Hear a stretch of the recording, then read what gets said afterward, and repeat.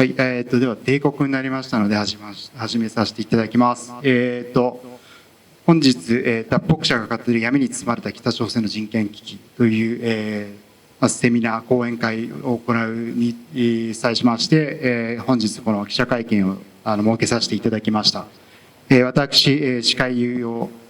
しますアムネスティ日本の武田と申します。よろしくお願いします。はい、早速なんですけど、昨日ですね、チェ・ジェフンさんとアン・ミョンチュルさんが来日しまして、チェさんはアムネスティ韓国の北朝鮮専門家ということで活動しております。で、アン・ミョンチュルさんはノースコリアウォッチの事務総長、また本人が脱北者ということで、今回北朝鮮の問題、今年1月15日に、皆さんご存知と思うんですが、第一の敵国としてみなすよう憲法改正を指示したということで、今さらに北朝鮮がさらに見えなくなっていくんじゃないかという懸念を持ちまして、この度、韓国から来ていただいて、日本の中で、この危機ですね、危機に陥っている人権の状況というものを、最新の情報を説明していただくということで、この場を設けさせていただきました。はい。内容についてはこの後すぐ、チェさんとアンさんに直接話していただきます。講演会の中での、ちょっとハイライトになるんですけど、まずはお二人の話を聞いていただき、その後に質問等あれば、質問していただければと思います。はい。それでは、お呼びします。ジェフンさんと、アン・ミョンチュルさん、よろしくお願いします。はい、どうぞ。はい。안녕하십니까. 저는 최재훈이라고 합니다. 私はチェ・ジェフンと申します。 예, 저는 국제 엠네스티 한국 지부에서 북한 인권을 담당하고 있습니다. 私はアムネスティ・インターナショナル韓国支部で北朝鮮人権問題を担当しています。 예, 저는 지난 10년 동안 약 500명이 넘는 탈북자분들을 인터뷰했고 최근에 북한 인권 상황을 조사해 오고 있습니다. 私は過去10年500人を超える脱北者のインタビューを重ねてまいりまして、北朝鮮の新しい人権状況について把握しているところであります。 예, 저는 특히 북한 구금 시설 내 인권 상황과 북한 인권 상황의 변화를 집중적으로 연구하고 있습니다. で、特に私が集中して研究していますのが、北朝鮮の公金施設における状況で、その変化であります。 예, 국제 엠네스티는 지난 50년 넘게 북한의 인권 상황을 조사했습니다. アムネスティ・インターナショナルとの関わりで申し上げますと、アムネスティ・インターナショナルは過去50年にわたって北朝鮮の人権状況を調べてきております。 예, 국제 엠네스티는 북한 인권 조사 내용을 바탕으로 북한 당국의 인권 상황에 대한 우려를 평화하고 개선을 촉구해 왔습니다. そしてその調査内容を土台に北朝鮮に対して人権状況についての憂慮を伝え、その改善を促してまいりました。 또한 국제 엠네스티는 조사 결과를 국제사회에 공유하면서 북한의 열악한 인권 상황에 대한 국제사회의 관심을 촉구하고 문제 해결에 동참할 것을 요구해 왔습니다. そして国際社会に対してもその研究成果を共有し、その改善に向けて国際社会が力を発揮するよう、圧力を加えられるよう促してまいりました。 예, 그 중에서도 국제 엠네스티 한국 지부는 전 세계 각국에 위치한 국제 엠네스티 내에서도 북한에 대해 심도 있게 조사 활동을 펼치고 있는 지부입니다. で、中でも、世界にいくつもあるそのアムネスティの支部の中でも、韓国支部は最もその北朝鮮の問題に力を入れ、深みを持って追求してきた支部であります。 예, 지난 2023년 10월 국제 엠네스티 한국 지부는 약 3년 6개월여의 탈북민 심층 면접 결과를 토대로 북한 인권 증언집 60 플러스 보이시스를 한국어와 영어로 동시 발간했습니다. 昨年2013年10月3年6ヶ月にわたる新たな脱北者たちの聞き取りをまとめまして、北朝鮮人権証言集60プラスボイスという報告書を韓国語並びに英語でまとめました。 여기 앞에 보이시는 이 두 책이 각각 한국어와 영어 버전의 60 플러스 보이시스입니다. この前に2冊並べてありますけれども、それぞれ緑色が韓国語版、黄色が英語版のその60プラスボイスであります。 이 책은 최근 북한을 탈북한 탈북민 61명의 북한 인권과 북한 내부의 상황에 대한 증언을 담고 있습니다. 比較的近年北朝鮮を逃れて、私どもに証言するに至った61名の内容を整理しております。 예, 국제 엠네스티 한국 지부는 이 책을 바탕으로 최근 베일에 쌓인 북한 인권 상황을 국제사회와 공유하고자 지난해 하반기부터 세계 곳곳을 방문하고 있습니다. この報告書を素材としてアムネスティ・インターナショナルはその北朝鮮のブーリに包まれた人権状況を明らかにするために昨年下期より国際的に活動を展開しました。 작년 11월에는 스페인, 올해 5월에는 독일을 방문하였습니다. 그리고 이번에는 일본을 방문 중에 있습니다. 昨年11月にはスペインを、今年5月にはドイツを訪問し、そして今回日本訪問となっております。 우리가 지금 일본을 방문한 이유는 또 있습니다. 今回改めてその日本を訪問した目的がまた別途ございます。 올해 11월 7일 유엔 인권 이사회에서는 북한에 대한 제4차 국가별 정례 인권 검토가 열립니다. 今年11月7日、国連人権理事会で、北朝鮮に対する4回目の UPR 定期的普遍的審査が行われます。 예, 국가별 정례 인권 검토는 UPR이라고도 불리는데요. UPR은 유엔 인권 이사회에서 모든 유엔 회원국의 인권 상황을 검토하는 제도로 각국은 약 4년 6개월의 주기로 동료 회원국으로부터 자국의 인권 상황에 대해 심의를 받습니다. でこの国連人権理事会におけるその UPR 普遍的定期的審査とはいかなるものかと申しますと、その人権理事会その加盟国のそれぞれがおよそ4年6ヶ月の周期で、その国に関して他の国々からですね、その人権状況をつぶさに点検されるという機会であります。 이번 북한에 대한 UPR은 2020년 이후 전보다 더욱 악화된 것으로 추정되는 북한의 인권 상황에 대해 국제사회가 북한 정부를 대상으로 문제를 제기할 수 있다는 점에서 정말 중요한 회의라고 말씀드릴 수 있습니다. で今年11月7日に4回目となる北朝鮮のこの UPR においては、おそらくその2020年以降さらに悪化したと見込まれる北朝鮮の人権状況について各国がその憂慮を示し、その是正を促すという大変貴重な機会となります。 예, 국제 엠네스티 한국 지부는 북한에 대한 제4차 UPR을 앞두고 일본 정부의 북한 정부를 대상으로 UPR에서 인권 상황에 대한 우려를 표명하도록 하기 위해 이번 주 일본을 방문했습니다. 私どもそのアムネスティコリアはこの UPR の機会を捉えて日本政府が北朝鮮に対して人権面でのしかるべき憂慮を伝え是正を促す圧力を加えられる機会となるよう働きかけてほしいとそれを伝えるために今回日本に参りました。 예, 우리는 이번 주 일본 외무성 당국자를 만날 예정입니다. 今週私どもは日本外務省の当局者と直接お会いする予定です。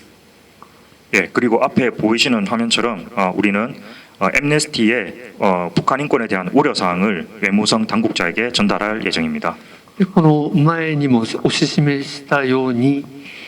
私どもアムネスティコリアが有しているその北朝鮮の人権状況に対する憂慮、これを日本の外務省の当局者の方々と共有いたします。 엠네스티가 최근에 북한 인권 상황에서 우려하는 4가지 주요 의제는 북한의 표현의 자유, 그리고 이동의 자유, 그리고 강제 노동, 그리고 사형과 공개 처형 이슈가 있습니다. このアムネスティが現在憂慮している北朝鮮の人権状況について憂慮している4つの項目が1つありまして、하나가 뭐라고 하셨지요? 미안합니다. 하나가 정보의 그 표현의 자유, 表 이동의 現の 자유, 自由、はい、 이동의 자유, 移動の自由、 강제 노동, 強制労働、 사형제와 공개 처형, チャヨンチェファ、 공개 처형. 公開処刑等の項目であります。 이와 같은 내용을 저희는 외무성 당국자에게 전하면서 이번 제4차 북한 UPR에서 일본 정부가 북한 정부를 대상으로 이와 같은 내용을 집중적으로 질문하게 요청할 것입니다. でこうした項目に関する憂慮を、日本の外務省の当局者の方々と、共有させていただいて、この UPR の場で、日本政府からもまた憂慮を示し、プレッシャーを加えていただきたいとお願いをするつもりです。 하지만 우리의 활동 외에 여러분들의 관심도 필요합니다. しかしながら私どもの活動はやはりその皆様方の多くの関心に支えられています。 여기 오신 기자분들께서 일본 정부로 하여금 이번 북한에 대한 제4차 UPR에서 북한 정부를 대상으로 적극적으로 임해줄 것을 요청해 주시면 북한 인권을 개선하는 데 큰 도움이 될 것입니다. 記者の皆様方のその問題提起によって日本政府がまた積極的に動けるように後押ししていただきたいと願っています。 국제암네스티는 개인이 자발적으로 모여 만들어진 세계 최대의 인권 단체입니다. アムネスティ・インターナショナルは、自発的な個人によって、生み出された、世界最大規模の人権団体です。 우리가 인권 개선을 위해서 나아갈 수 있는 힘은 바로 여러분들의 관심에서 나옵니다. 我々がその人権改善に向けて進んでいける原動力というのはまさにその市民一人一人皆様のご関心の発露であります。 일본과 한국에서 활동하는 많은 북한 인권 활동가와 단체의 관심과 지지를 부탁드리겠습니다. 감사합니다. 日本でもさまざま活動なさっておられるその人権方面の活動家やそして働きに対して改めて記者の皆様のご関心を差し向けていただきたいと願っております。 예, 바로 안명철 대표의 발언으로 넘어가도록 하겠습니다. 次にアンミョンチョル代表からお話を伺いたいと思います。 네, 안녕하세요. 안명철이라고 합니다. アンミョンチョルです。 저는 고향이 북한의 한경남도 홍원군이라는 동해 바닷가에서 출생을 했습니다. で私は北朝鮮ハンギョン南道の本門郡という、朝鮮東海、日本で言えば日本海岸の都市で生まれたものであります。 출생 당시 저희 부모님들은 북한 당국에 아주 충성스러운 당 간부 집안이었습니다. で私が生まれた当時、私の両親は党に対して非常に忠誠心の高い幹部の階層のものでありました。 그러다가 이제 전문 대학교를 다니던 도중에 북한 남자는 모두 이제 군대를 갔다 와야 하기 때문에 저도 이제 군대를 갈 시점에서 그 북한의 보위부가 저희 집을 자주 방문하는 것을 목격했습니다. で私も専門大学というのを通う年代になりまして、で北朝鮮では男はその軍隊に行かなければなりませんので、そろそろ軍隊に行かなければならない時期かというタイミングで、我が家にその保衛部の者がしばしばやってきたというのを目撃いたしました。 그래서 저의 의지와는 상관없이 북한의 국가보위부에 차출이 돼서 군에 입대한 것이 바로 북한의 베일에 쌓였던 북한의 정치범 수용소 경비대였습니다. でその私の意思とは関係なく、その保衛部の指示意向によって私がその軍隊の徴兵先として借り出された先が北朝鮮では秘密のベールに通されているその政治犯収容所でありました。 북한 주민들은 북한의 정치범 수용소 존재 자체를 잘 알지 못합니다. 北朝鮮の住民はその政治犯収容所の存在そのものについてよく知りません。 저 역시 북한에서 교육받은 대로 김일성 일가가 북한 주민들을 위해서 엄청난 고생을 많이 하고 있고 혜택을 많이 주고 있다. 그리고 지상 낙원이다. 이런 선전에만 속아서 살고 있었습니다. で私自身も北朝鮮当局の宣伝というのを真に受けて育っておりまして、本当に金日成親子は人民の幸福のために、大変な苦労を重ねて善政をしているのだと、北朝鮮は地上の楽園なのであると、そのように本当に思っていたんですね。 예, 그렇게 해서 입대해서 약 8년 정도를 북한의 수용소 완전 통제 구역이란 곳에서 4개의 수용소에서 근무를 했습니다. そして入隊となりました。で、8年間を北朝鮮におけるその政治犯症状の中の完全統制区域、それぞれ4つです。4つの収容所を都合8年間勤務いたしました。 북한은 김씨 일가가 북한을 독재하기 위해서 1950년대부터 시작을 해서 북한의 산간 오지에 특별 독재 대상 구역이라는 것을 만들어 놓고 정치범 수용소를 운영했습니다. 金日成一家はこれ遡りますと1950年代に資源があります山間奥地に特別独裁区域というものを設けまして、そこで収容所が始まった。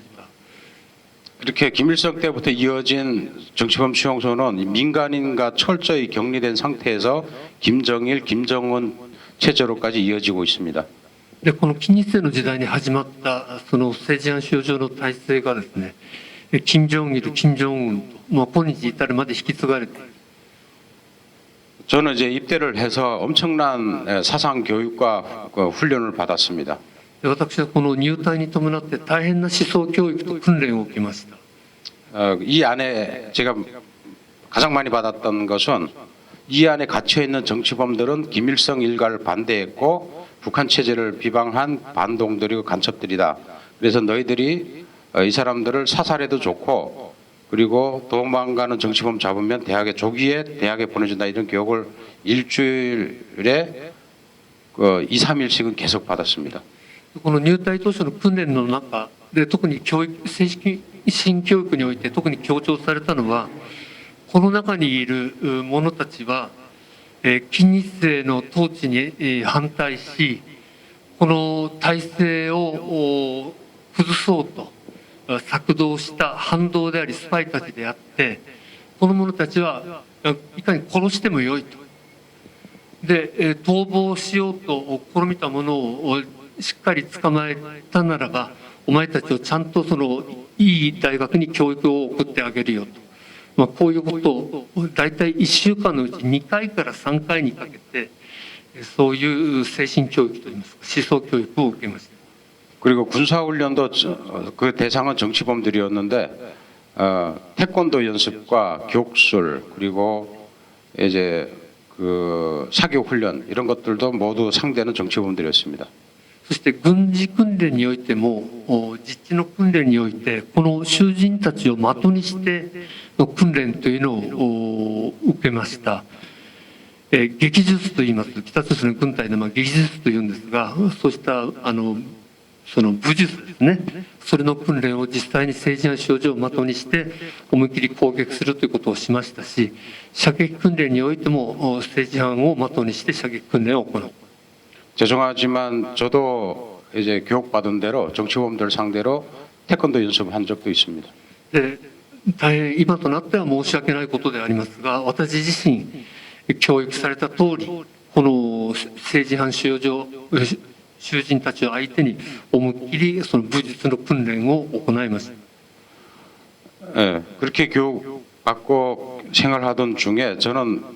운전병으로 이제 차출이 되면서 이 안에 갇혀 있는 사람들이 왜 들어왔는지가 굉장히 좀 궁금했습니다. でそのうち私自身はその収容所の中で運転兵という役割を与えられまして、で収容所内のさまざまな地域を移動しながら政治犯たちに接する機会があるものですから、一体この者たちが何故にここに入っているのかということに対する関心を抱くようになりました。 하지만 제가 만나본 수많은 정치범들 중에 자기가 왜 잡혀 들어온지를 정확히 알고 있는 사람은 별로 없었습니다. で私が接する多数のこの政治犯の中で、なぜ自分がここに入っているのか、ここに送り込まれたか、その理由を明らかに知っている者はほとんどおりませんでした。 그래서 물어보면 밤에 잠을 자고 있는데 갑자기 보위부가 들이닥쳐서 우리 가족을 모두 싣고 부려놓은 곳이 수용소고, 이 수용소에 들어왔더니 자기는 알지도 못하는 어떤 뭐 친척이나 할아버지가 무슨 죄를 지었는데 그 죄를 내가 갚아야 된다, 이런 이야기를 대부분이 했습니다. で具体的に話を聞きますと、夜家で寝ていたら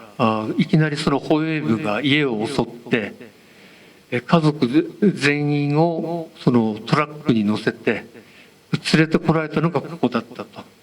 で後に聞いたところだと、どうも顔を見たこともない親族あるいはおじいさんがかつてその何らかの罪を犯したことが判明したと。その連座でここに送り込まれたんだという類の話でありました。 그래서 저는 이제 굉장히 우아스러웠었고, 당국에서는 저희를 나쁜 놈이고 뭐 간첩들이라고 교육을 받았는데 정작 본인들은 무슨 죄인지 모르니까 저는 이 도대체 뭐지 하고 이제 고민이 많았습니다. これが私にとっては大変不思議でした。私が受けた教育の中においては、この者たちは近日制の統治に反対し、体制を瓦解させるために策動した極めて悪質な者たちであるということであったのに、いざ当人たちに聞いてみると、自分たちがなぜここに送られたのかもわからないということであった。 그러던 중에 군복무 8년 정도가 지났고, 저는 조선노동당에 입당도 하였고, 그리고 대학을 갈 준비하던 중에 갑자기 부친이 돌아갔다는 이야기를 들었습니다. でそうこうするうちにあっという間に8年の歳月が経ち、その間に私は労働党への入党も叶いで、いよいよその大学への進学も準備するという段階になったのですが、そのうち突然、父親が亡くなったという話が来ました。 부친이 당시 북한의 식량난이 가중이 되자 식량을 나눠주는 식량 배구에서 당간부를 하셨는데, 술을 한잔 하시고 북한의 식량 제도를 이제 비판한 것이 빌미가 되어 보위부의 조사를 받게 되었고, 그 과정에 음독 자결을 하셨습니다.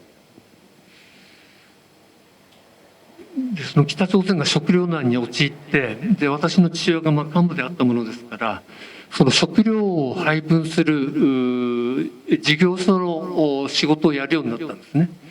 である時酒を飲んで口が緩んでしまい、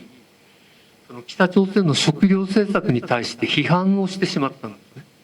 でこれが口実になって保衛部に捕まっていき、その父親はそのプロセスで服毒を自殺してしまっ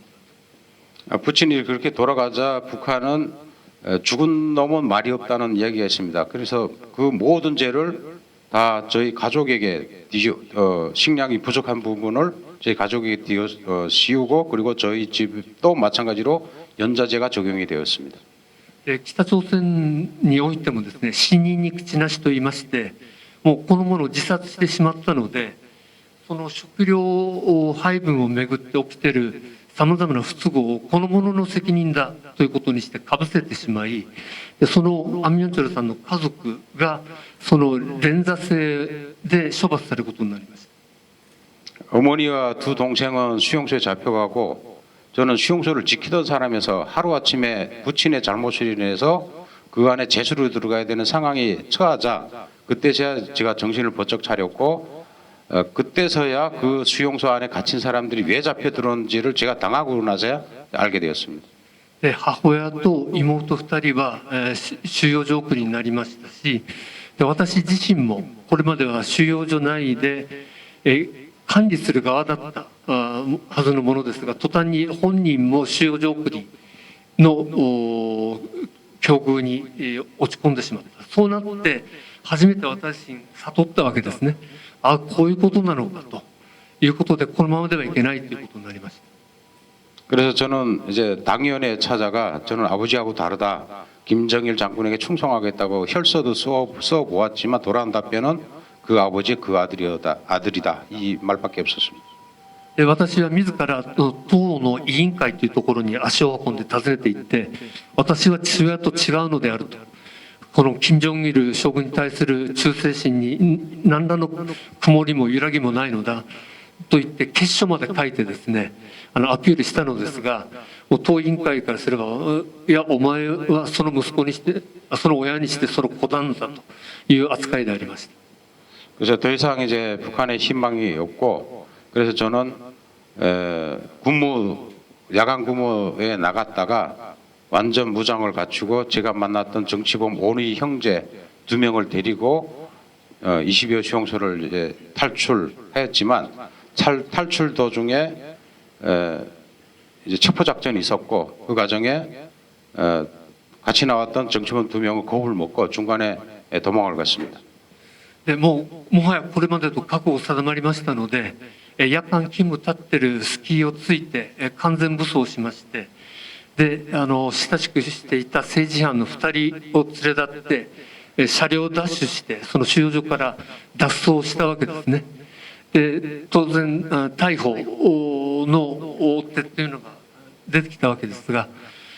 その途中で怖くなってしまったその囚人2人は自ら途中で逃げ出して、私一人車両を買って中国の方に逃れ出すということになりました。 그래서 이제 저만 그 수용소를 탈출하고 북한을 또 넘었고 그래서 중국을 거쳐서 대한민국에 무사히 이제 정착을 했지만 나중에 들었는데 같이 나왔던 정치범 2명은 체포가 돼서 처형당했다고 들었습니다. で、私自身は幸いにして、北朝鮮から中国に逃れ韓国に入り、もう今日まで生きておるわけでありますが、その時に一緒に連れ出そうとした囚人の若い2人、この2人は後に収容所に戻ってから処刑されたそうであります。 그래서 한국에 와서 북한 수용소 실상을 기자회견을 통해서 국제사회에 알렸고 그리고 당시 이제 한국 사회에서는 북한의 수용소 존재를 부정을 했습니다. 私は韓国に亡命を果たした後にこの北朝鮮の収容所の実情についてさまざまな機会に公に話し告発してまいりました。でこれに対して北朝鮮はずっとそんなものは存在しないんだと否定してきたわけですね。 그러다가 이제 대량 탈북이 이어지고 한국에 3만 명 이상의 탈북민들이 들어오면서 북한의 수용소 존재가 이제 만천하에 드러나게 되었고 그 역할을 가장 많이 한 곳은 국제 엠네스티의 역할도 굉장히 컸습니다. ところがもう脱北者も3万人以上韓国に入りまして、その中には収容所経験者も少なからずいまして、それらの共通する証言を通じてですね、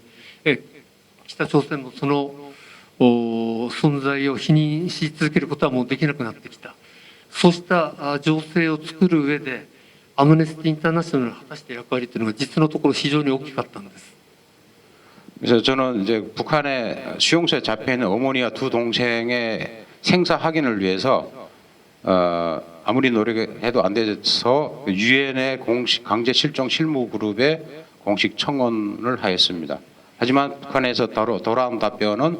그런 사람이 없다 이거였습니다. で私は自分の母と妹2人、要するに収容所に送り込まれてしまった母とその妹2人の生死確認を求めて、国連の強制失踪特定部会等にも請願も送りました。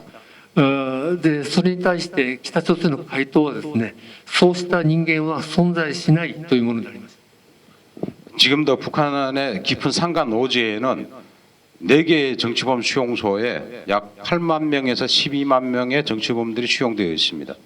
で現在も北朝鮮の山間奥地のその大規模な強制収容所の中には、およそ4カ所あり、でその中でおよそ8万から12万の、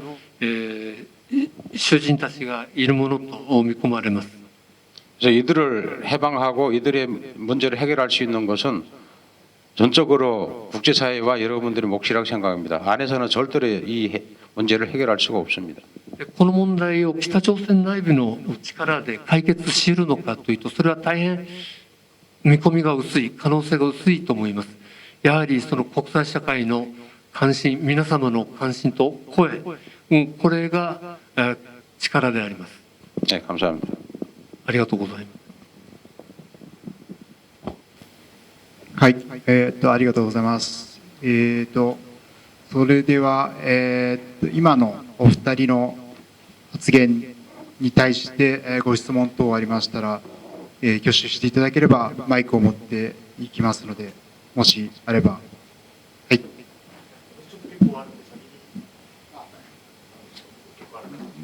もしよ、じゃあ、どうぞどうぞ。わかりました。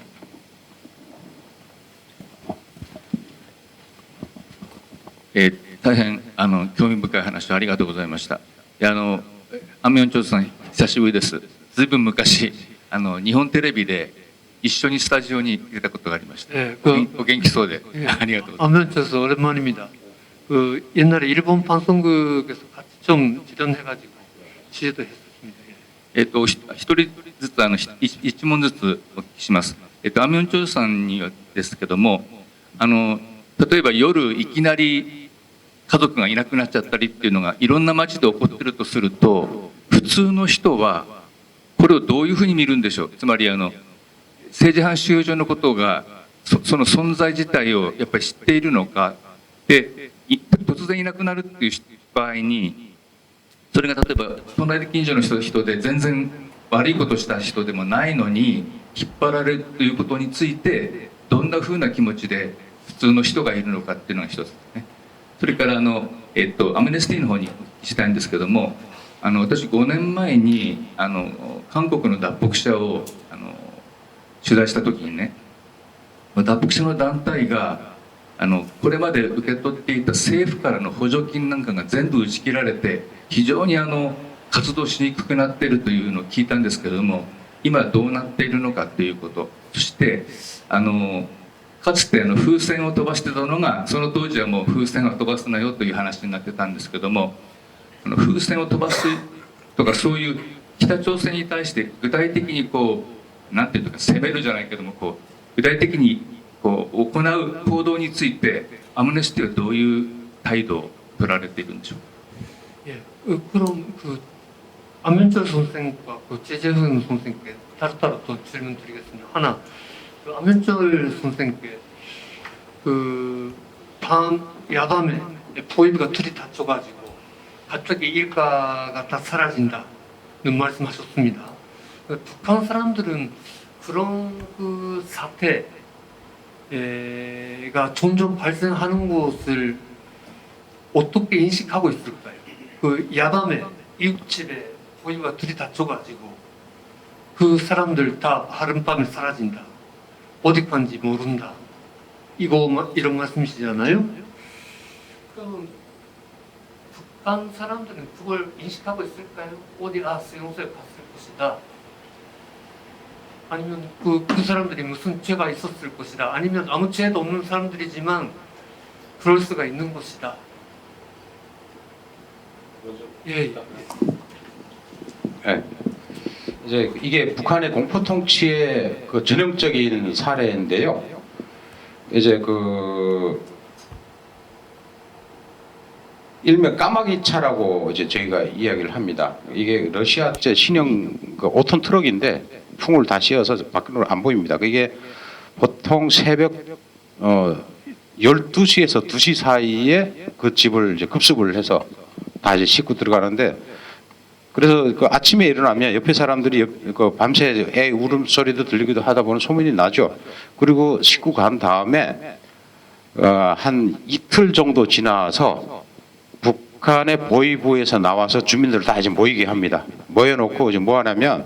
이 집은 아버지가 남조선하고 연결된 간첩이다, 아니면 김일성 김부자의 당 정책 노선에 대해서 불만이었다, 이런 강연을 해요. 그러면 그리고 사람들한테 너희도 그렇게 되게 되면 이렇게 처벌된다, 이게 강연을 열고, 그리고 이때 주민들한테 뭐라고 이야기하냐면 다시는 못 나오는 특별 독재 대상 구역에 간다, 그 공포를 해요. 그런 사람들 강제로 충성하게 되어 있습니다. これ典型的な北朝鮮における恐怖による統治の手法なんですね。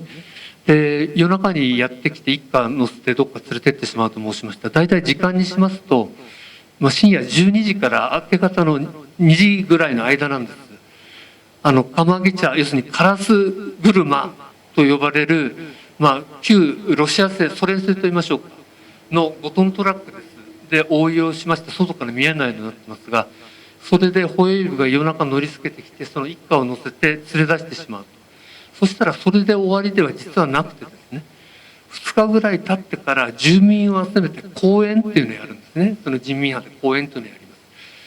でそのホエールがする講演の内容というのは、この家のものは、これこれの罪を犯してそのスパイ行為を働いた、あるいはこれこれの党政策に対して否定的な興奮を漏らしたゆえに二度と生きて出ない特別独裁対象区域に送り込んだということを人民に伝えるんだそうです。でお前たちも要するにこういうふうになりたくなければ行動に気をつけるんだぞと、こういうことであります。これが要するに統治の手法であります。제재훈 선생님께 드릴 질문이 한 5년 전이었을까요? 그 분선 날리면 안 된다고 법이 제정이 돼가지고 한국에서 그런 직접 행동을 못했다는 시기가 있었지요. 그래서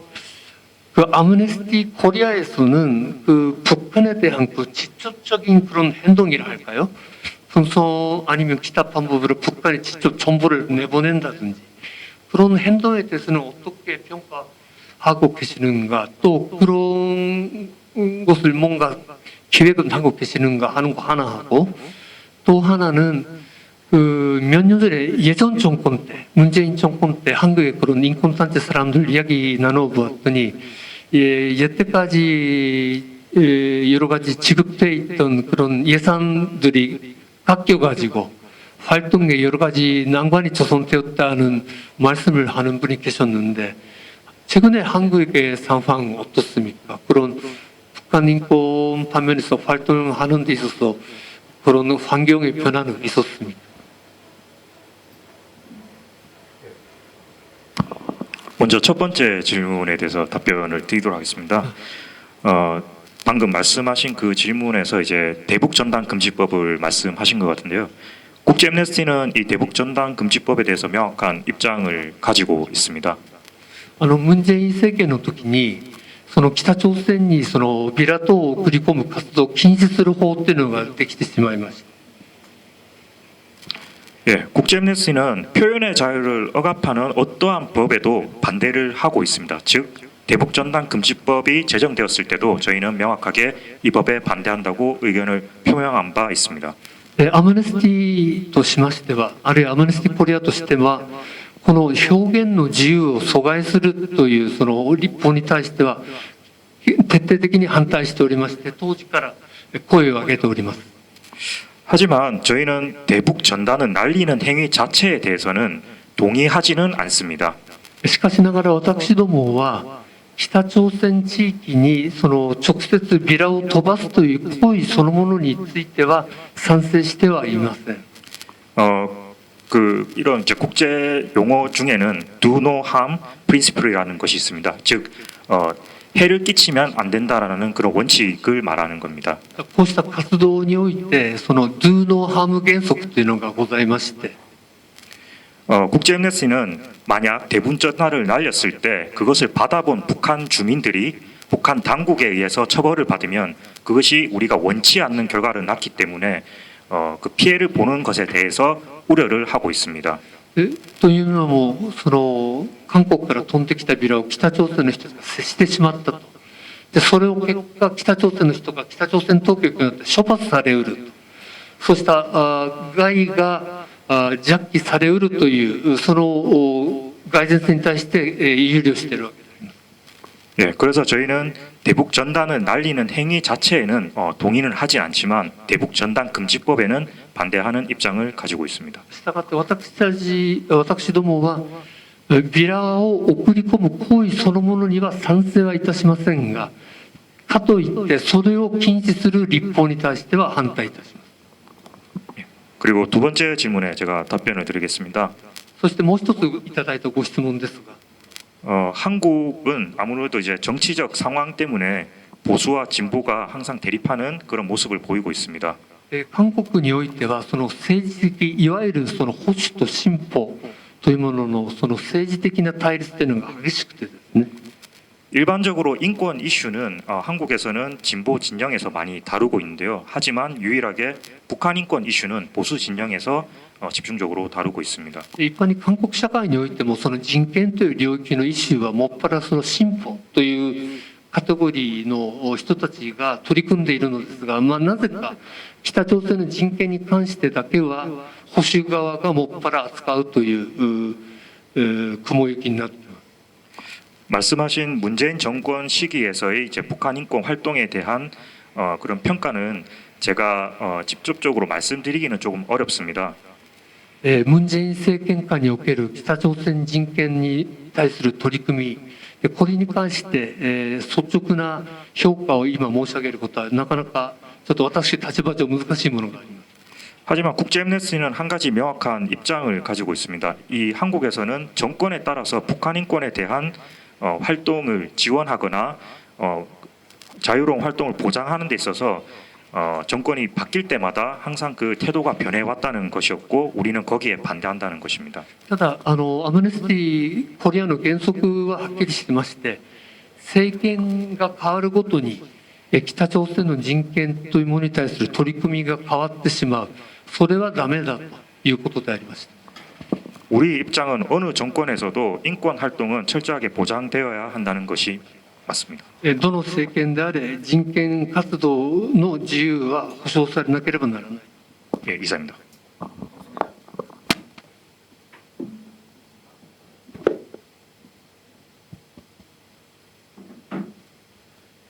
아메리카の外交安全雑誌のオンライン雑誌のディプロマットの東京特会の高橋康介と申します。 미국의 외교 전문지 디플로마스의 도쿄파오 다카시라고 합니다. 川崎市にあります桜本というコリアタウンで生まれ育ちました。 원래 그 가와사키시에 지역교포들이 많은 동네가 있어요. 거기서 자랐습니다. まず基本的な質問で、チェさんとアンさん、生年月日いつですか？年齢韓国と日本ちょっと数え方違うんで生年月日。 예, 그 먼저 그 기본적인 질문으로 미안스러운데 그 최 선생, 안 선생과 생년월일 좀 알려주시겠습니까? 예, 저는 1986년 1월 20일생입니다. 1986년 1月20日生まれ. 저는 1969년 2월 22일입니다. 안면철 선가 1969년 6월 2月22日. ありがとうございます。次に僕先月の末に中国行ったんですけど、中国も北朝鮮に拉致されている方が結構いるっていうんですね。それでお二人が、日本も今外務省行ったら拉致が一番大きな問題となるんですけど、その中国とか例えばロシアとか拉致がいろんな国に起こってて、特に中国とかロシアって親北朝鮮になってるから、なんかそういう国も巻き込んで北朝鮮こんな問題あるんじゃないかっていうふうに、もし世界中の人が拉致されてたら言えると思うんですけど、そのあたりはどうなんでしょうか。 그 다카하시상은 그 지난달에 중국에도 가고 취재를 했답니다. 현지 사람들 들어보니 중국 사람들도 수많이 북한에서 납치돼 있다. 예.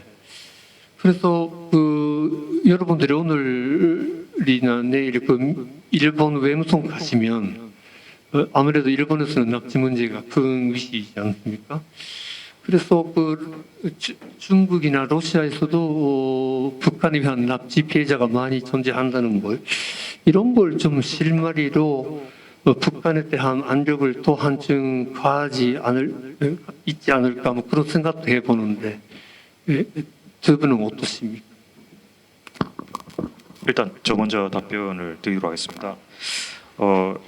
실제로 국제애니스티는 지금 이 사안에 대해서는 명확한 정보를 가지고 있지는 못합니다. アムネスティはこの拉致問題に関してしかるべき情報は持ってないんですね。 예, 저희는 명확한 정보가 확보가 되고 조사가 이루어진 바탕 다음에 이제 어떤 캠페인 활동을 진행할 수 있습니다. アムネスティのキャンペーンというのは、まずその情報を確保して調査を行い、しっかりと事実関係確認できたら、それを材料にキャンペーンを展開するという組み立てをしておりまして、それなりの材料を確保していたのに関してはなかなかキャンペーンという展開にまで至りません。 예, 조금 다른 문제일 수는 있지만 저희가 확보한 많은 증언에는 중국 내에서 탈북자가 북한 보위부 요원에 의해서 납북되어 다시 들어가는 경우를 종종 듣기도 했습니다.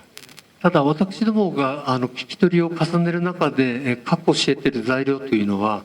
一旦その中国に逃れてきた脱北者が中国内でまた保衛部の者の手にかかって北朝鮮に引きずり込まれてしまうという事例が多々発生しているんだということであります。 예, 그 말씀해주신 그 내용은 저희가 추후 조금 더 조사가 이루어지고 정보가 확보가 되면은 얼마든지 캠페인을 펼칠 수 있다고는 생각을 합니다. 今提案してくださったようなそのような組み立てについては、今後私どもの研究の中でそういう材料っていうのが蓄積しましたら、場合によっては可能かもしれないと思います。 그 제가 있었던 22호 수용소에도 중국 출신 하교 정치범들이 있었습니다. アメンチョルさんからはですね、私がいた22号収容所、これはフェリョンにあった大規模収容所ですが、その中にもその中国の華僑の出身の者たちがいました。 그리고 이제 제일교포 출신들도 있었고 일본인 처들도 있었습니다. 在日コリアンの出身の者たちもいましたし、その在日コリアンと一緒に北朝鮮に渡ってきた日本人妻という人たちもおりました。 근데 이들이 왜 잡혀 들어왔는지에 대한 정보는 제 위치에서는 알 수가 없는 일이었습니다. その人たちがなぜ捕まってこの収容所に送り込まれたのかについては、私の当時のポジションからするとその具体的な理由についてまでは分かりませんでした。 그래서 중국도 아마 북한 당국에 의해서 체포돼서 북한 수용소에 잡혀있는 사람들이 많이 있다는 것은 알고 있습니다. 中国当局もその北朝鮮で捕まってそうした収容所に送り込まれている中国人がいるということに関しては中国も把握はしているだろうと思います。 근데 중국 정부가 이거를 방치하고 있고, 왜냐하면 북한이 이거를 정치적 요인보다도 범죄 행위로 이제 간주를 했기 때문에 그래서 중국 당국이 이제 방치를 하고 있는 것 같습니다. しかしながらその中国政府はそれを放置していると。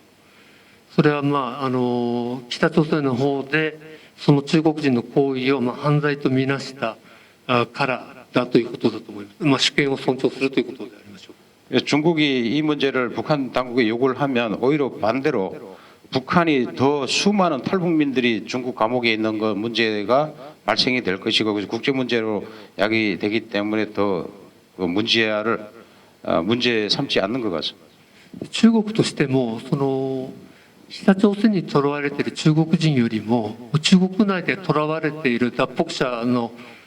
中国側で拘束されているプールされている脱北者の方がはるかに多いこともあって、そうした材料を持ち出すということは中国にとっても得なことではない。最後に一つだけ今人権の問題は、北朝鮮じゃなくて、香港でも中国当局が人権弾圧を進めて言論自由がなくなったりとかしてて、それで昨日新宿の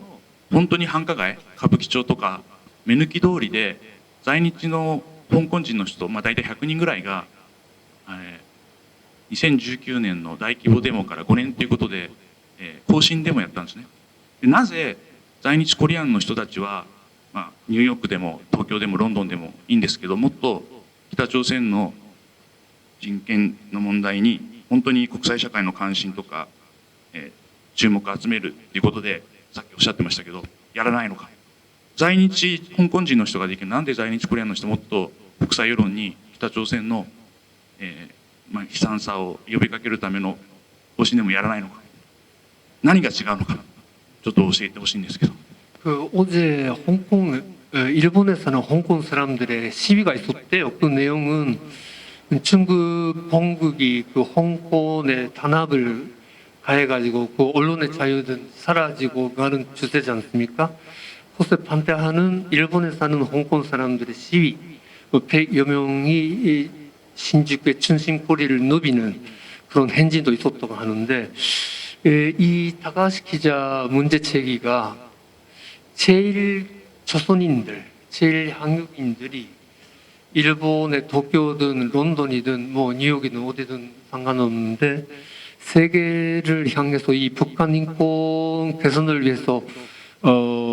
여러 관심을 촉구한 그런 행진 시위 얼마든지 할 수가 있을 텐데 왜 일본에 사는 제일 코리안들은 그런 움직임이 거의 없는 것일까? 그것이 좀 아쉽고 좀 의아하다고 뭐 그런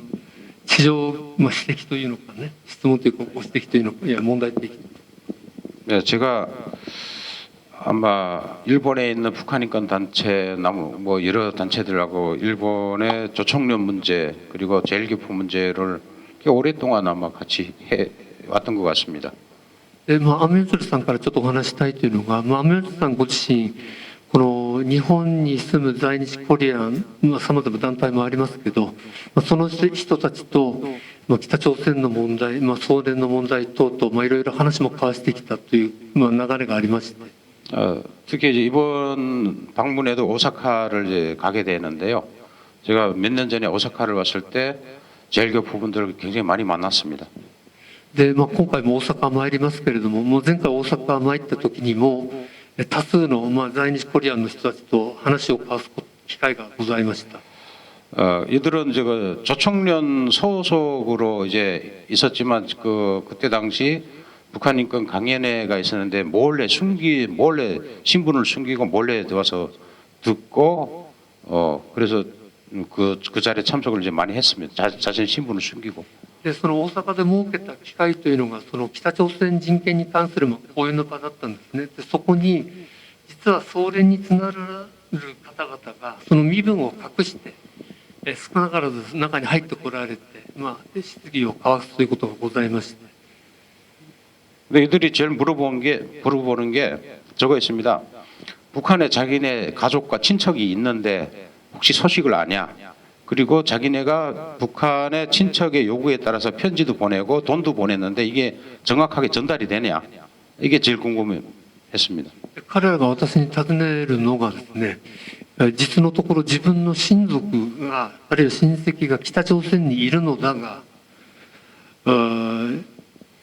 彼らはどうなってるのかと。で日本から手紙を送り物を送ってるんだけれども彼らにちゃんと届いているんだろうかとどうやってそれを把握できるだろうかというようなことを私に聞いてくるんです。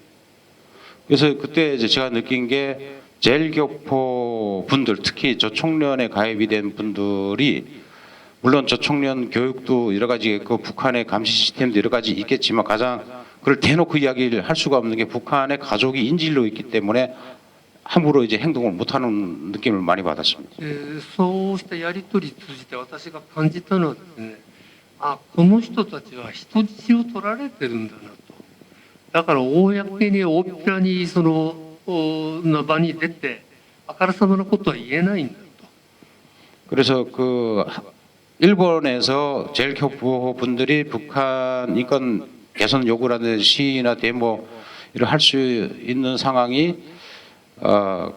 근본적인 원인에 의해서 북한의 인질로 있는 그 사람들이 피해를 볼까봐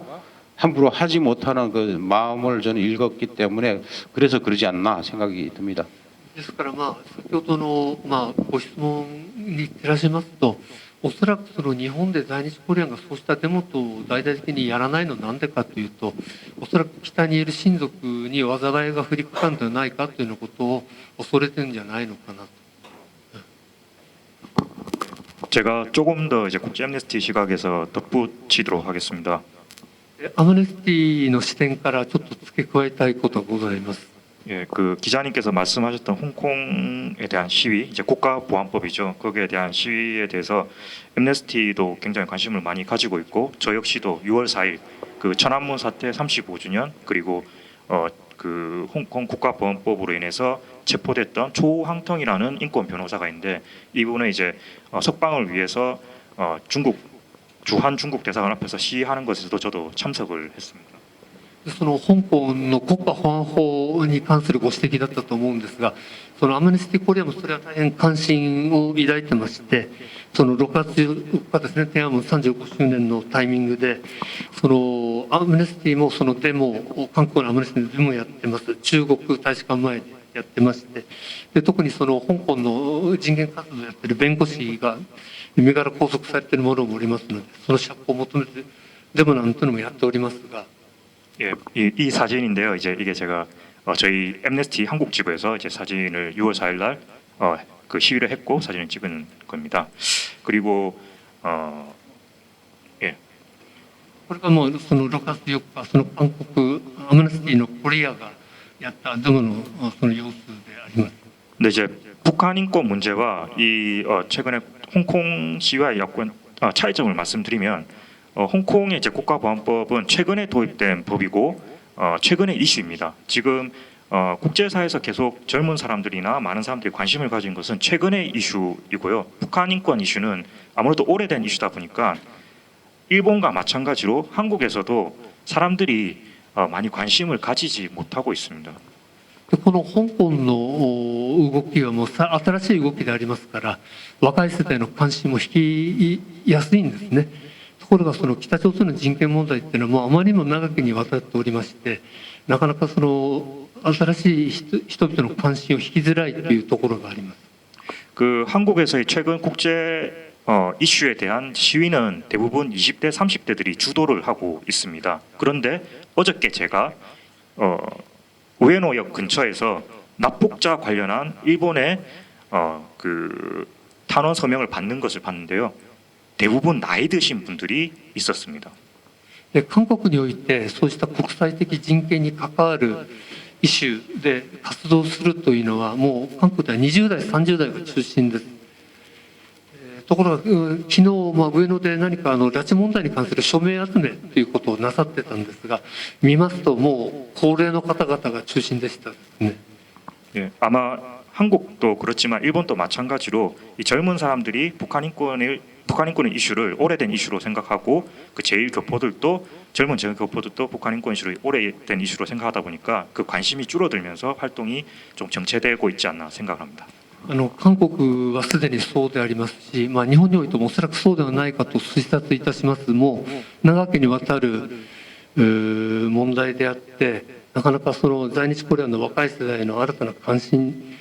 の対象にもなかなかなりづらいのではないかなと推察しております。すみません。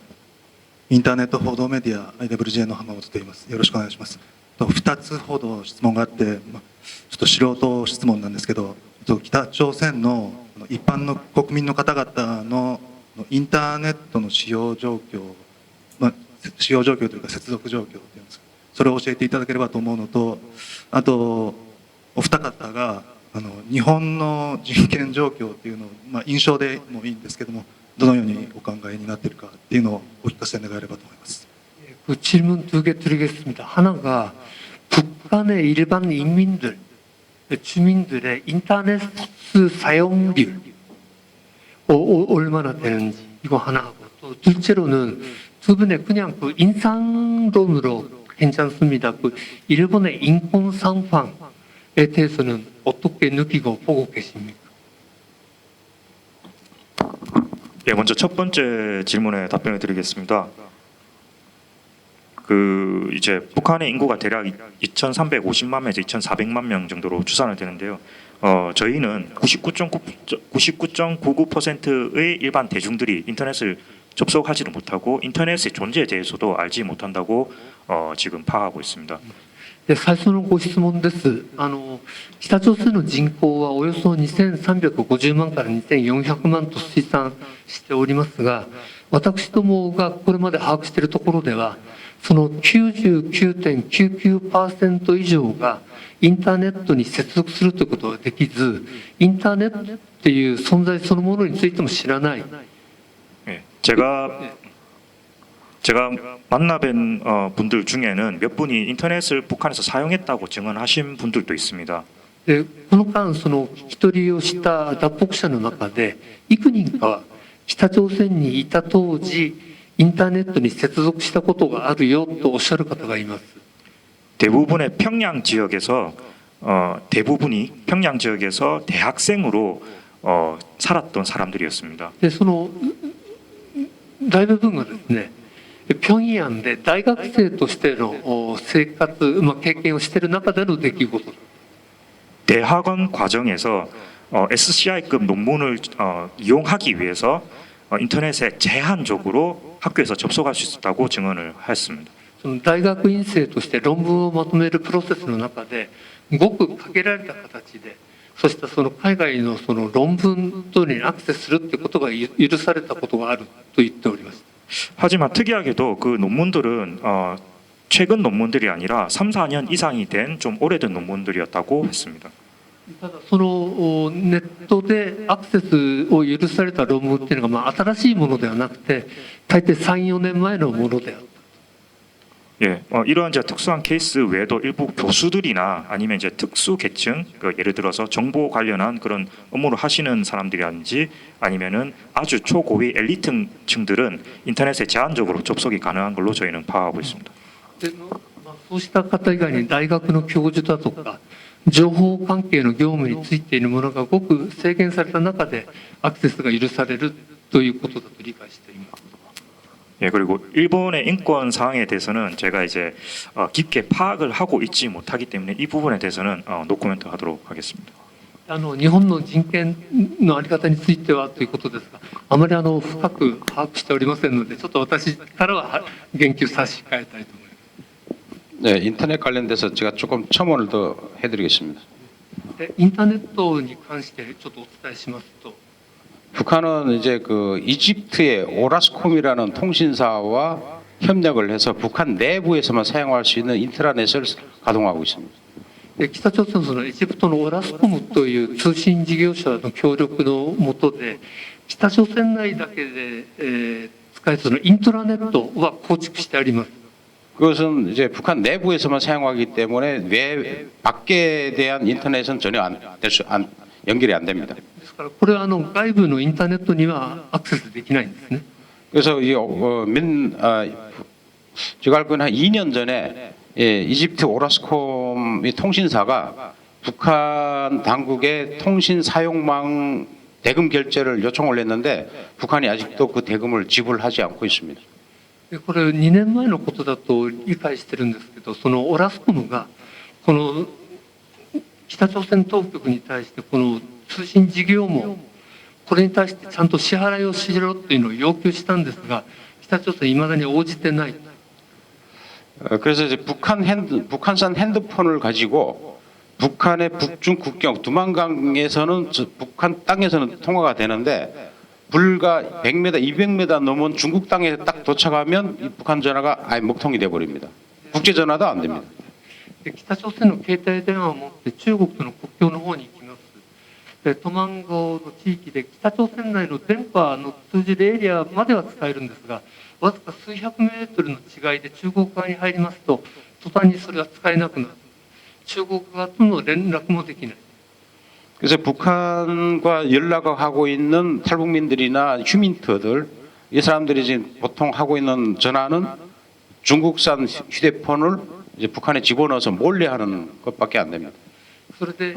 北朝鮮内の情報を外に出すために、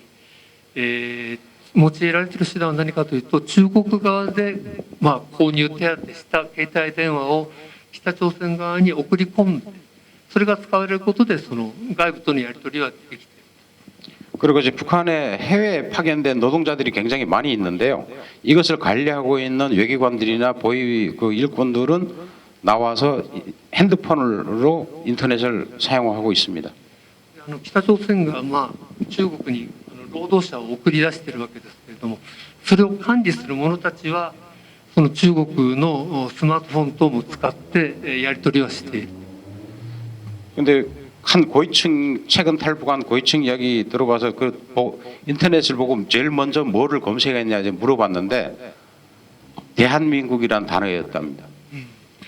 それで最近もその比較的高いポジションの脱北者に話を聞いて、そして海外に出てインターネットを使えるスマートフォンを入手して何を最初に検索するんだと聞いたら、もう大韓民国とまず打ち込んでいろいろ見てみるよって言ってました。 그리고 이제 두 번째는 김정은에 대한 신상에 대한 담긴 그 김씨 일가에 대한 그거를 검색을 했는데 그때 굉장히 충격을 많이 받았다고 했어요. で次にやるのがやっぱり金正恩あるいはその一族に関する諸々の話ですね。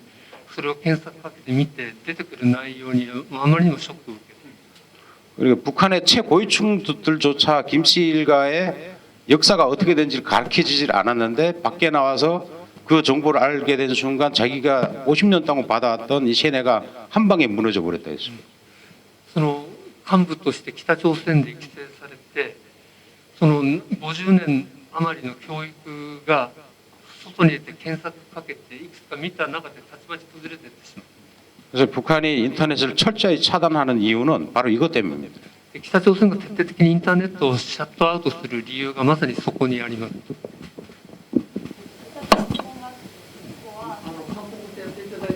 아, 그래요? 아까 오라스콤 얘기가 나와서 말인데요. 오라스콤이 그 4년 몇 년 전인가 몇 년 전에 이제 뭐 절대돼가지고 그 별이라는 그러니까 새로운 별 붉은 별이라는 약간 새로운 VPN가 발생하면서 이제 오라스콤 거는 이제 안 쓴다고 들어본 적이 있어요. 그 이제 지금 현상에서 어떻게 되고 있는지 붉은 별인지 잘 모르겠는데 그 대극 회사랑 같이 해서 그 새로운 걸 만들었다 막 그런 얘기도 들어본 적이 있는데 이거는 어떻게 돼가고 있는지 잘 なんか先ほどねオラスコムの話あったけどオラスコムはもう撤収してしまってオラスコムは使えなくなって新たに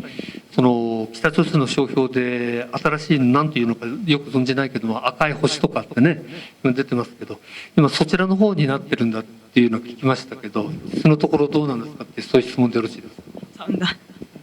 예, 그 북한에 그 오라스콤은 아직 존재하고 있고요. 그리고 북한 핸드폰 통신사가 두 개가 있습니다. 하나는 191이라는 핸드폰 국번이 있고요. 191. 예, 그리고 하나는 195인데 이게 신형 새로 나온 그 붉은 별 망을 쓴 오라스콤에서 기술을 전수받아서 하고 있는 곳인데 이거는 보통 그 국경 지역에서 많이 사용을 하고 있고요. 그래서 191은 기존의 전화번호인데 이거 역시 인터넷은 안 됩니다. 참고로 이 책에 그 관련한 내용이 다 들어 있습니다. 北朝鮮で今その2つの通信会社というのか携帯電話会社が運営されていて一つは191っていうのが古いシステムで195っていうのがオラスコムの技術も引き継いで国境地域の方もよく使われる携帯電話網なんですが、いずれにしても両方ともインターネットの接続はできませんよということで、チェさんからはその辺の話については前に並べてあるこのレポートの中にも出てきますのでお目通しいただきたい。 또 한 가지는 그 오물 분석이 지금 이슈가 되고 있어서 그거에 관련해서 여쭤보고 싶은데요. 그 오물 분석 한국에 있는 대북 단체가 그 찌라시랑 그 노래도 들었다고 들었습니다. 그 볼빨간 사춘기라였나요? 근데 그 한편으로는 북한에서는 잘 그 K-팝을 안 듣고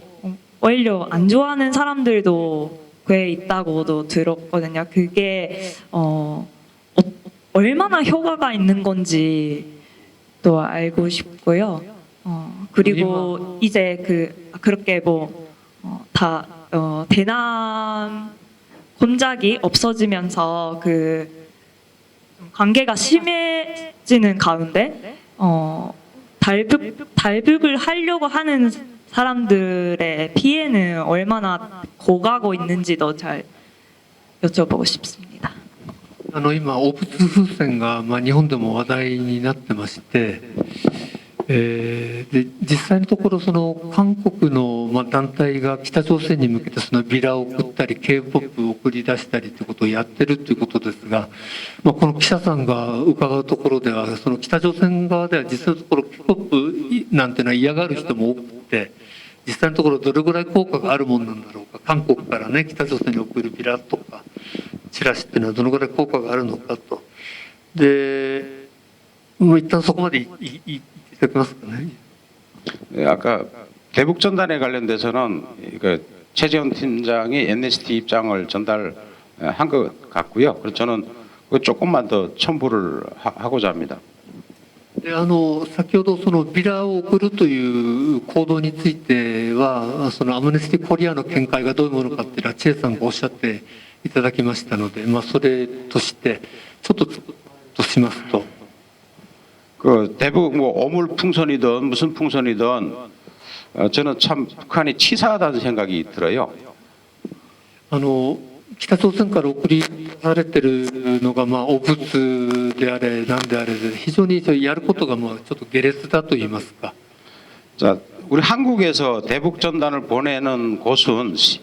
북한 인권 단체, 특히 탈북민 단체들이 주도를 하고 시민 사회 단체예요. 근데 북한 대응하고 있는 북한은 정부가 대응을 하고 있어요. 왜냐하면 북한은 시민 사회 단체가 없기 때문에 그래요. で韓国では脱北者団体と要するに民間市民ですね、それが心あって、思うところあっていろんなものを北朝鮮に向けて送ってるわけですが、それを受ける北朝鮮側では、対抗する北朝鮮側では民間団体というものはありませんので、国家として、こちらに韓国側に向けていろんなものを送り出していると。 그리고 전단에 대한 실효성의 문제는 여러 가지 이야기가 많이 있지만 그거는 이제 어떤 탈북민은 전단을 직접 보고 온 분들도 있고 또 어떤 탈북민은 그 전단 때문에 엄청난 고생을 많았고 당국의 감시도 받았다. 그래서 호불호가 갈리기 때문에 그거는 평가하는 것은 좀 아닌 것 같습니다. で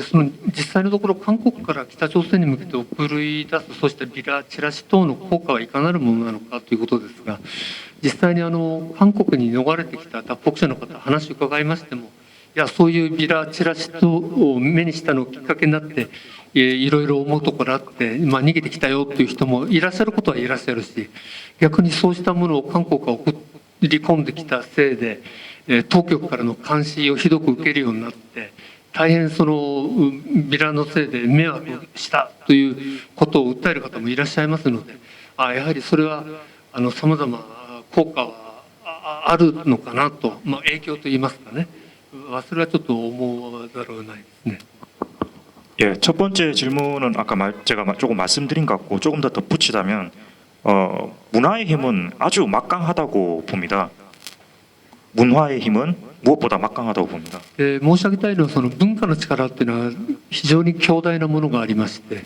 만약 K-팝이나 어떤 그런 게 좀 별로 문제가 그 영향이 없다고 생각했으면 북한 당국이 최근 2020년 이후에 반동사상 문화 배격법이나 평양 문화보호법과 같은 그런 법을 제정하지는 않았을 겁니다. 그런 법에는 유포자에 대해서 최대 사형을 선고하게끔 하는 등 가장 강력한 처벌을 하게끔 되어 있습니다. そういった韓国から送り込まれる K-POP とか、その他のソフト、これが大した影響もないものであるならば、北朝鮮当局が2020年以降に、反動文化思想排撃法とかその他の法令をいくつも作ってですね、で韓国のそうしたソフトを流布したものは、最高は死刑にも至るなどという実定法を作って取り締まりに躍起になる必要はなかったはずであります。 그리고 이제 두 번째 질문 탈북과 관련한 거에서 대해서는 어떤 이제 대남 공작의 여부와 상관없이 탈북은 어쨌든 2020년 이후로는 북한이 국경 봉쇄를 이제 강력하게 취하고 국경 지역 접근자에 대한 즉각 사살 명령을 발동하면서 이후에 탈북자가 급격하게 줄어들었고요. 그 전 시대를 보자면 2002년부터 2019년 사이에는 한국의 어떤 정권이나 남북 관계와 상관없이 매년 1000명 이상이 계속 탈북을 하고 한국에 들어왔습니다. 그래서 그 문제는 아마 이제 방역과 코로나19 방역과 2020년 이후에 북한 당국의 철저한 이제 국경 통제에 의해서 조금 더 영향을 받은 거 아닌가 저는 생각합니다. で脱北者の数に関してもご質問いただいたと思います。で特に急減したのが2020年以降、そのコロナ貿易で北朝鮮がその国境の取り締まりって非常に厳しくして、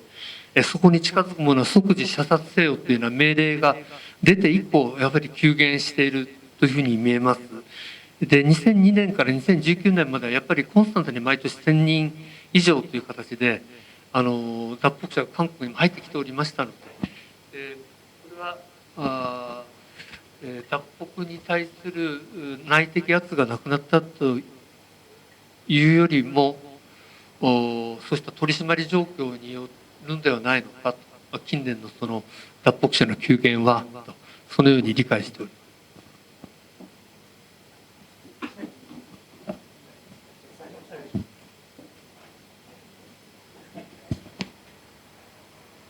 すみません、時間過ぎてる。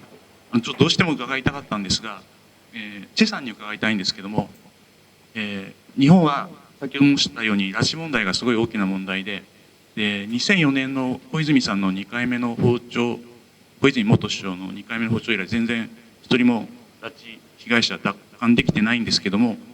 その2002年と2004年の時の小泉元首相の平壌に金正日さんと会った時のことは当時ニュースになったんですか。まずそれが聞きたいんです。なんか小泉さん行った後に北朝鮮で切手とかが発売されたりとかって聞いてて、でそれが一つ小泉、じゃあ先にちょっと、そうですね、そういう切手発行されたのとかも知っているのか、それともちょっと伏せてたのか。はい、それアンさん人生経験豊富なんで、小泉さんの純一郎さん首相のお父さんの純也さんは鹿児島出身で、もともとなんか朝鮮半島から来たって言われてるんですね。で小泉さんのいとこはお寺の住職さんは朝鮮総連のビルを、融資するしないとかって関わってたりして、要するに小泉さんは自らのその祖先が朝鮮半島にすごい関わってたからパッション情熱があって、なんとかやっぱりやらなきゃいけないっていうふうになってたと私は見てるんです。なんかその小泉さんの訪朝の件で、なんかいろいろ情報あったら教えてください。以上です。 먼저 질문이 고이즈미가 2002년에 평양 가서 김절로가 이야기 나눴잖아요. 그 두 번째 다시 가요, 북한에 2004년에. 그간에 그 고이즈미의 데브리된 반복, 이 관해서 그간에 북한에서는 제대로 보도가 되었는가, 기념우표도 발행되었는가, 그런 것에 관심이 있다. 이거 또 하나가 고이즈미 그 당시 수상의 아버지 고이즈미 중예라는 사람이 원래 핏줄이 그 한반도 사람이라는 설이 있답니다. 그런 자기 자신의 선조 배경도 있어가지고 고이즈미는 이 납치 문제 해결, 그 북한과의 관계 개선에 대해서 그 열의를 갖고 있었던 것이 아닐까 하는 추측을 이 기자님은 하신답니다. 그런 측면에 대해서 혹시 이북에 계셨던 분들 아니면 그 한국의 분들이 어떤 그 관측을 하시는지.